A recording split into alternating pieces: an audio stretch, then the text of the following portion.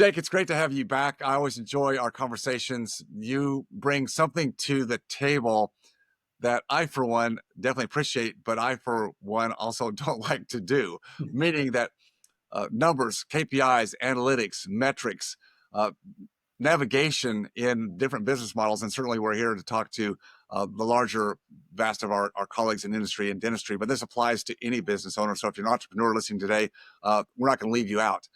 What Jake Conway brings is years of his ability to really read the tea leaves, and that's the analytics that he provides for his clients.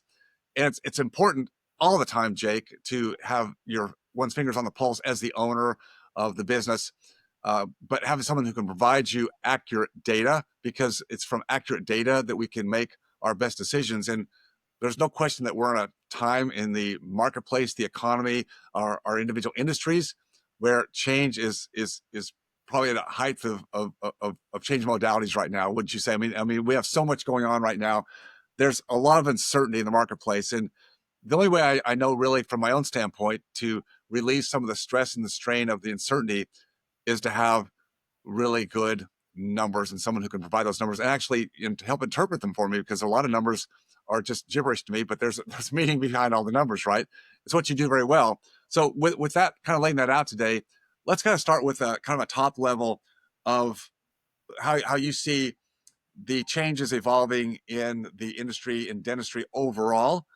You work with a lot of clients. What's the concerns today? What are people really concerned about that they're looking at? And we'll dig into some of the possible solutions or trade-offs that are available for people to gain more clarity on what they're looking for and trying to achieve. Sure. Well, first of all, as always, thank you for having me. I love these discussions always. So again, thank you for having me back. So to answer your question specifically, especially over the past, I'd say more acutely the past 5, 6 months or so, it's really the disruption, what's normal to them. Production slipping, case acceptance starting to drop, hygiene falling apart, supplies going up, all these different things that we were talking off air. It's like these are things that are really out of their control. So I'm seeing a lot of response to that, or reactivity to that whole kind of trend that's emerging.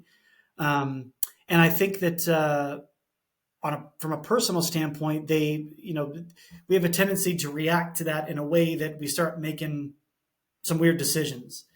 Kind of like just real knee-jerk decisions, right? Not Yeah, based on anything principle or exactly. foundation. I gotta do this. I gotta hire this person, or I gotta let this person go, or whatever the case may be. Things that may not be exactly in line with when things are good. You're not making these same decisions. So, and I find that I think this is, to me, with the financial stress that's perceived here. I think that some of it's real for some people, but I think there's a lot of times where when it's not what you're used to, if your revenue drops 20%, you're not used to that.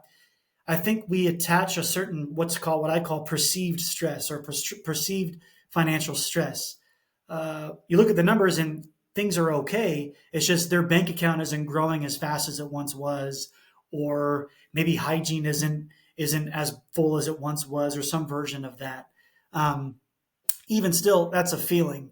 So I'm seeing that kind of unfold, and I think that dentistry had such a run for such a long time where it was quote unquote easy. Patients just coming in. Hygiene wasn't demanding what their wages are. Associates were easier to find, so forth. You didn't have the DSO influence as strong.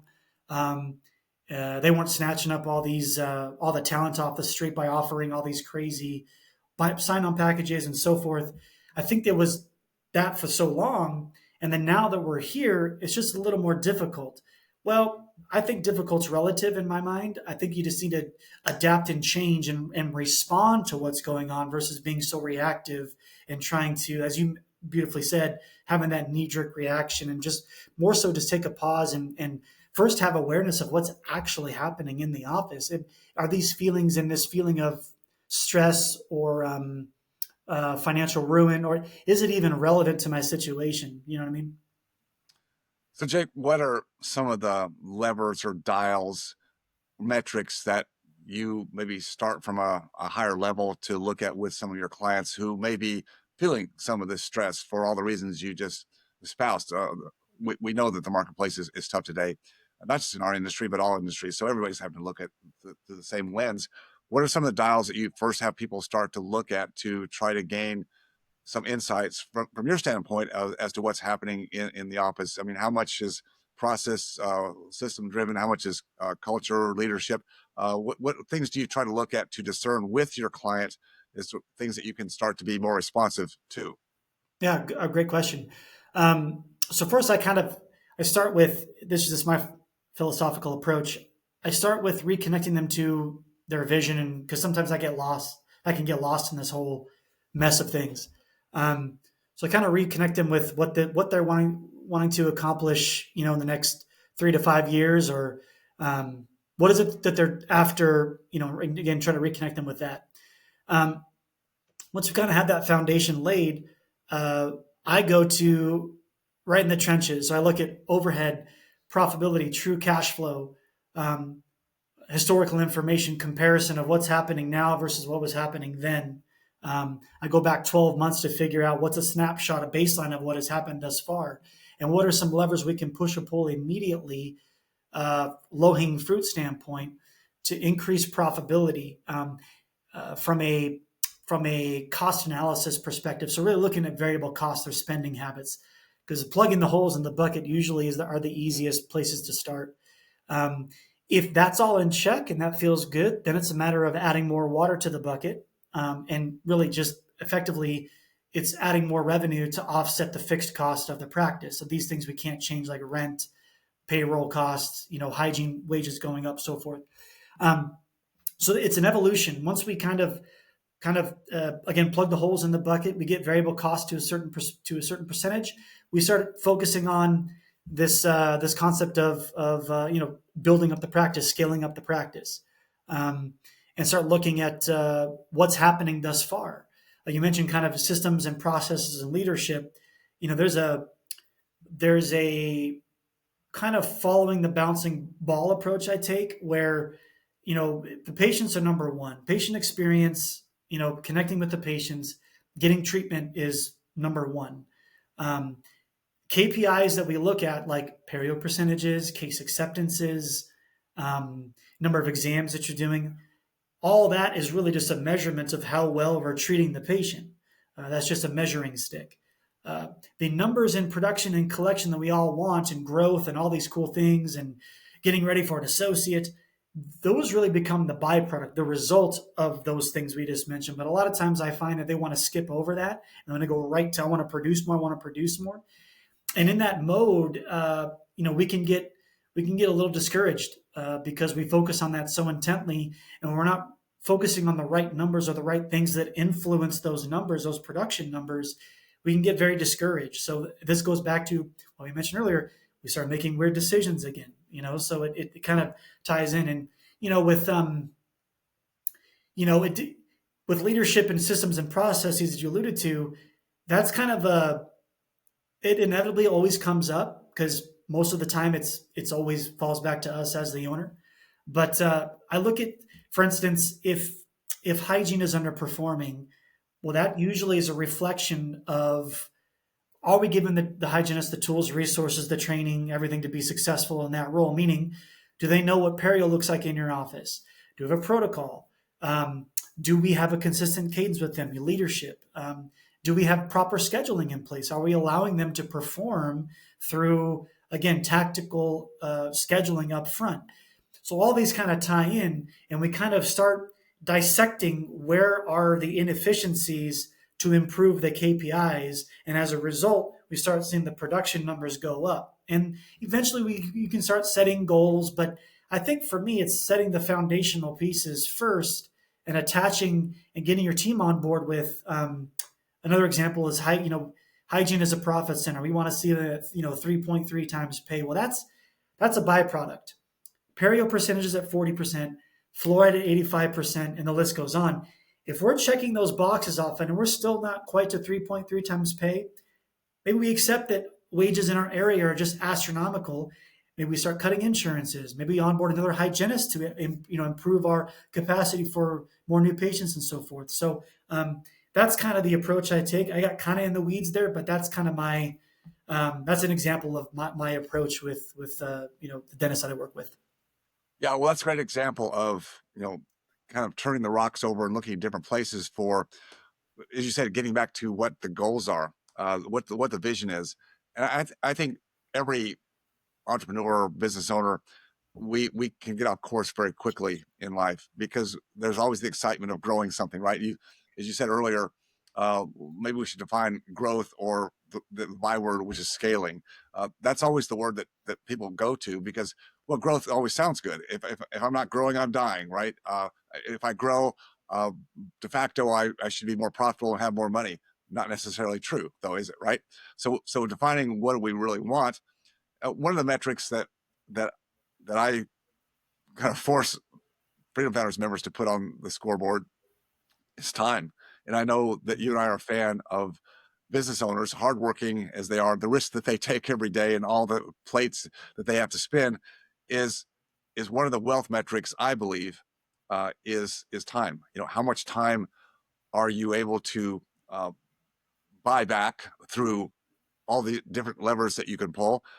How important is that to you, especially when you're younger in career or mid-career, and you've got your family, you've got kids that are growing up right before your eyes, and yet we focus on certain numbers of the practice because we believe that we've got to grow this thing that's going to give us more wealth and more revenue to live off at home and provide the things we want for our family. But in the end, sometimes what we think we want isn't really what we want. And so having those conversations, I find, is really a starting point. And that's really what you said, is to find what the goals are. Then we can start to reverse engineer back and say, okay, then how do we get there? Is it mean we need to scale? So why don't you go back there, because I think you've got a better definition for scale and helping people decide if that's really what's in the cards for them and what that means. Yeah, great concept. I think you mentioned growth. I to me, well, so first of all, time in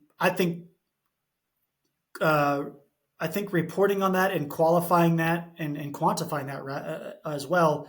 What you do with that, I think, is brilliant. I think I may swipe that.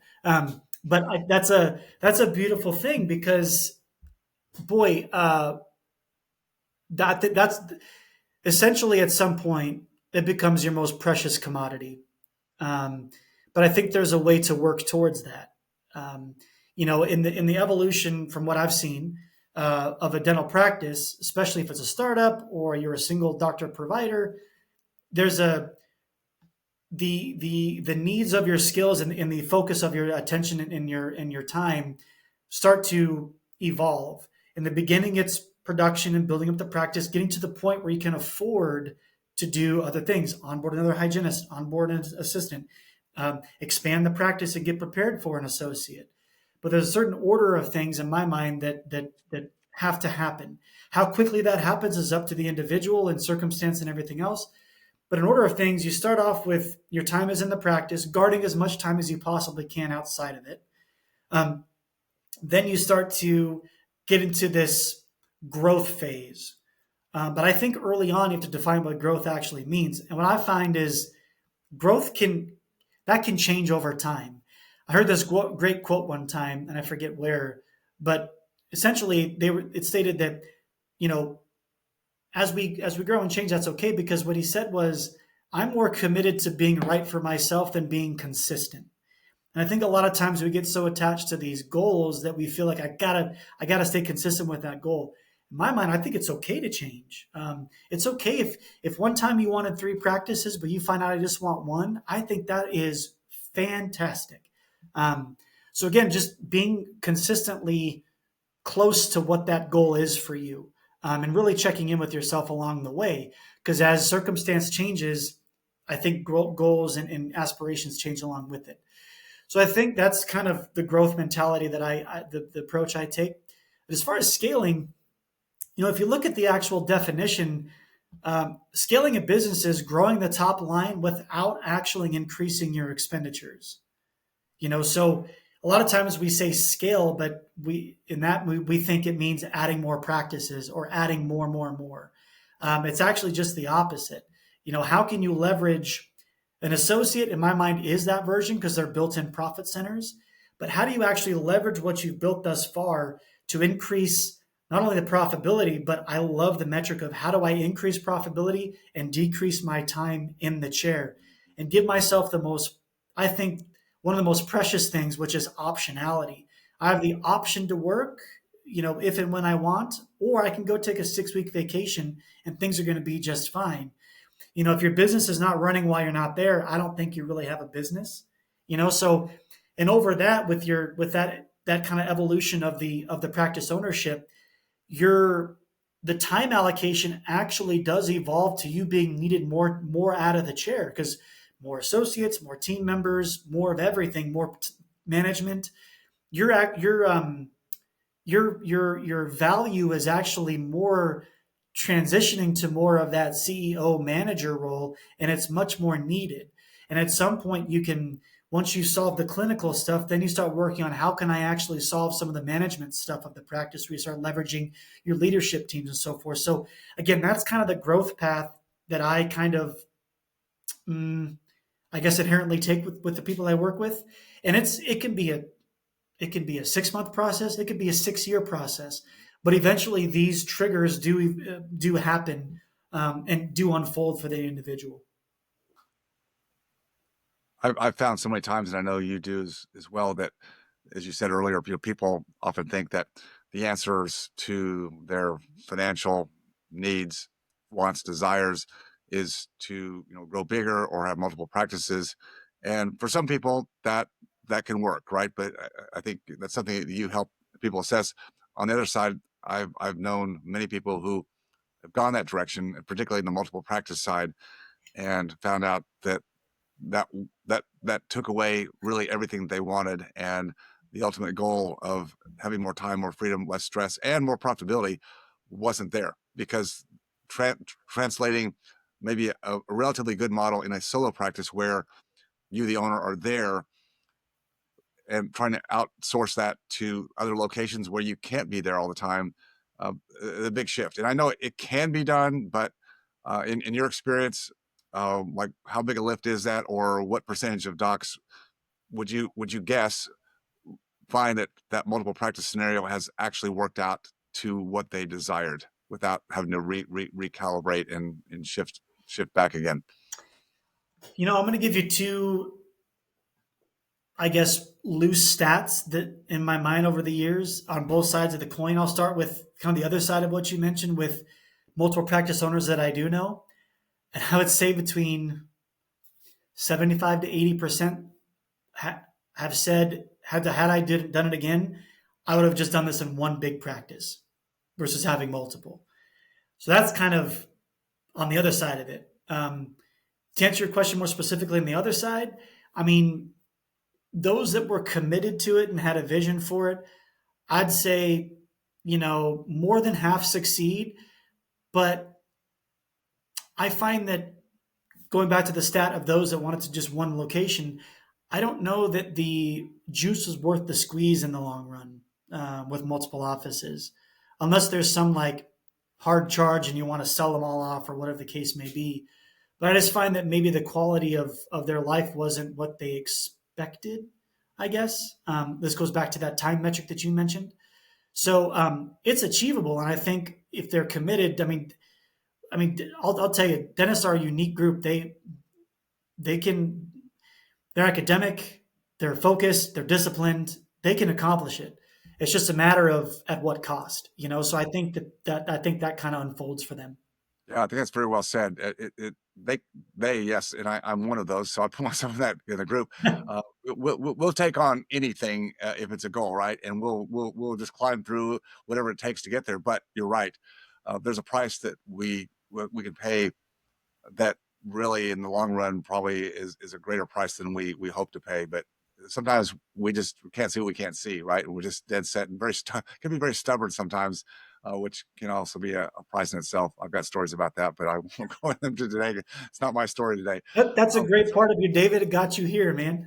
Yeah, well, there's always a reason. Let's talk a little bit, Jake, about the kind of the industry atmosphere right now for exits? We all know that the last half a dozen years, even before that, but primarily the last half a dozen years, private equity has made its play an entrance into many industries, not just dentistry, but dentistry is just one of many, and it has increased the, I guess you could say, the optionality for exits for those who want to exit, and maybe for certain larger practices, the multiple practice owner or big large practice, maybe that has been certainly a viable way to go. Selling to a large practice to a new graduate out of school with a lot of debt probably is not in the cards. So, talk a little bit about just the overall lay of the land is what you see today. There's different exits for different people. I know it's going to depend upon who they are, what their timeline is, what their goals are. Again, lots of variables. But what's the overall general atmosphere today? What are you sensing from people? Are there still a big push to try to get the exit as high a multiple as possible, or is there a tendency to try to look and take and keep the model, but just make the model better until an exit later on? What are you sensing? Yeah, I think that there's still a lot of interest in just, it's like you said, it's such a hot button, a hot topic, buzzword. Private equity DSOs. So I think there's still interest in it.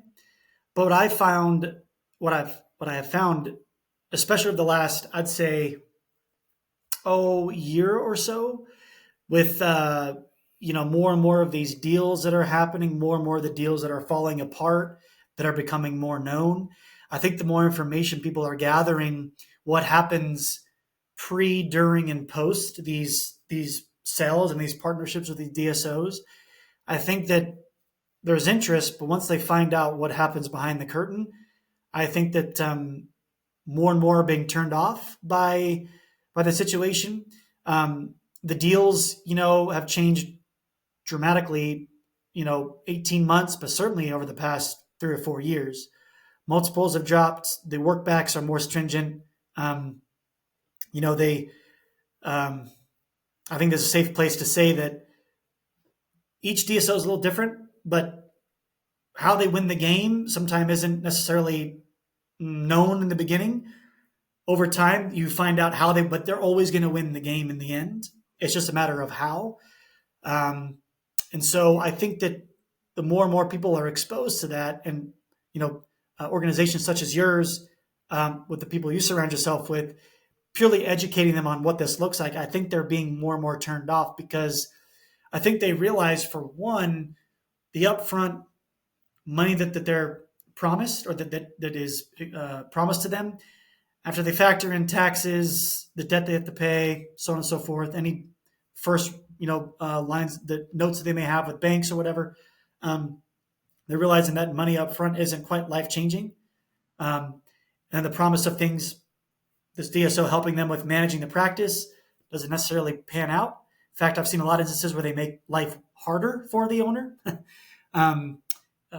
Cash flow essentially goes away on the back end, which that's something that they're not really privy to. But also, I think that the second bite of the apple, and that's really where they dangle the carrot of, like, you can make $20 million. Some of that's true, some of it's true, but I think that they're becoming more privy to the fact that may not actually happen, and they have to be okay with that money up front. And when, kind of back to what we alluded to earlier, if you run scenarios, like if you have a well-ran practice of 45 to 50% overhead, associate driven, you're kicking back, working 1 or 2 days a week, whatever, living off profitability essentially that your practice is spinning off. If you look at that over the next 3 to 5 years, that number may be the same, if not more, than what you'd be getting from this initial, sell off to these DSOs, after you consider, again, capital gains and everything else that comes along with that. So I think they're becoming a bit more educated in a sense. So I think that, again, the interest is there. I think that from what I've seen, it's for a very specific dental practice owner. And you kind of mentioned this earlier. Multiple practices, very well ran, mainly associate driven, because we have to factor is that magical number, that EBITDA number, that hot button EBITDA number. If you're if the practice is still reliant on you, that number is going to drop after they consider what they have to pay someone else to produce what you produce. So if you're already associate driven, your overhead is low, you're on maybe the last third of your career, whatever that looks like for you, you're a bigger office, higher revenues. I think it can make sense because you can be okay with that initial bite and then see what happens after the fact, you know? Um, and of course, there's in the weeds of it, it's setting up the contract correctly and the put option and all those other things. But, I think that it's for a very specific type of practice owner. And honestly, I think that 80% of those that get into it, I'm not sure and this is just my perspective, I'm not sure they fit that mold. Some that maybe try to pull that trigger too early, because it's kind of there, like you said, they dangle the numbers out there in the back end. Potential is always dangled, and it sounds good, it feels good, looks good. But as you said, even with whatever capital is extracted after paying off debt, after paying tax at sale, etc., uh, that capital has got to be put back into production somewhere to be at least equivalent to what it was producing before tax, before commissions, before all that was in the practice.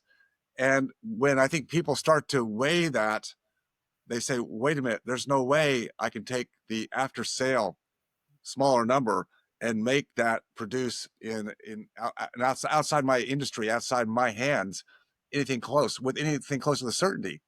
And I think that's what you help people do, is like really measure that in advance to understand what are you trading for exactly. And once you have the real ability to look at that, then better choices can be made. Yeah, if you're at the back end of your career with a certain type of practice, certainly can make all the difference in the world. But this is where I think people need to get better advice to make sure that they are getting what they want that's going to meet their needs. And if it's not, then stay with what you've got and learn to operate that better with less stress, more optionality, more time freedom, uh, at a level where you're more the CEO. They're all doable, right? There's no easy track to anything, but if you're willing to put in the time, as you said earlier, virtually all dentists are. Just know there's different pathways to get to where you want, and don't just be uh, solicited by one path that someone says is the only way to go, because there's multiple ways to make this thing happen. Oh, absolutely. I mean, maximizing your practice and getting to whatever goal you have. I mean, being less relied upon in the office and having optionality. What do you have to lose? Either way, you can spin off that profitability. What if you decide to sell? I mean, I think that you can't lose in that scenario because a lot of times I find that I'm sure you've done. I know you've done this. A lot of times, you're giving people permission to do certain things either they feel like they want to do or they can do. A lot of times I'm either talking people on or off the ledge, in certain aspects, so it really comes down to, yeah, what do you want? Is this deal with this DSO going to bring you closer? That if it is, great. If it isn't, you need to have the information to know and discern the difference between the two, and knowing that you have to maintain 90% of EBITDA or else that second bite of the apple will never happen, as an example. So in those cases, you're losing one associate away from, that falling apart for you. So these are things to be aware of. So I'm going to leave it this way, Jake. You can tell me if I'm wrong, but I would say build a practice, build a practice to sell, but don't sell it, or maybe sell it when you're ready to. But if you build it Well, to sell, right? I mean, you got the best of everything. You got all the optionality in the world. You can sell it, but you've also built something that's so good that you might not want to sell it. absolutely. Well said. That's a great, just chef's, You can have that chef's one too. kiss. Chef's kiss. All right. Well, Jake, it's always great to have these conversations, and we'll continue to do so on a regular basis, because I think as the markets continue to change, and they will change all the time, giving really a guide path to our colleagues in the industry so that they can make the best decisions that really align with their goals and their family's goals should always be at the forefront. And I think it's easy to get mixed up in the shuffle of growth and scaling and all the things that we think is the right thing. And if you really have somebody can guide you and help you really discern what are the actions that you can take that can change things for what you really want versus what you think you want, is probably something we should all do better. Oh, I echo that. I share the same sentiment, and I really appreciate you having me on today. This new Riverside thing we were talking about is really, really cool. So I may have to swipe that too. So I'm swiping two things from you today, David: Okay. Riverside and the time measurement. So thank you for that. All right. My pleasure.